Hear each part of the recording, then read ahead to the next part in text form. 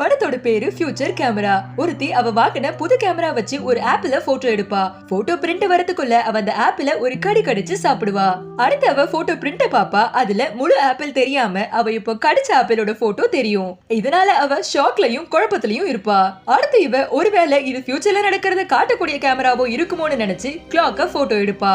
Photo எடுக்கிறதுக்கு முன்னாடி கிளாக்ல 12:25 இருக்கும். ஆனா போட்டோ எடுத்து பிரிண்ட்ல பாக்கும்போது கிளாக் 12:13 இருக்கும். அதாவது போட்டோல 5 நிமிஷம் கூட காட்டும். அப்போ இந்த கேமரா வச்சு 5 நிமிஷத்துக்கு அப்புறம் நடக்க போறதெல்லாம் தெரிஞ்சுக்கலான்னு புரிஞ்சுப்பா. அடுத்து அவ ஒரு ஃப்ளவர் பாட்டை போட்டோ எடுப்பா. ஆனா பிரிண்ட்ல ஃப்ளவர் பாட்டே இருக்காது. அடுத்து அவ கொஞ்ச நேரம் கழிச்சு கொஞ்சம் தள்ளி போய் மறுபடியும் ஃப்ளவர் பாட்டை போட்டோ எடுப்பா. அப்ப யாரோ டோரை தட்டுற சத்தம் கேக்கும். அடுத்தவ யாருன்னு பாக்க டோரை நோக்கி நடக்கும் போதே அவ எடுத்த போட்டோவை பாப்பா. அதுல யாரோ ஒருத்தன் இவள ஃப்ளவர் பாட்டால அடிக்கிற மாதிரி இருக்கும். இத பார்த்து ஷாக் ஆகி இதுல இருந்து தான் எப்படி தப்பிக்க போறோம்னு யோசிக்க ஆரம்பிப்பா.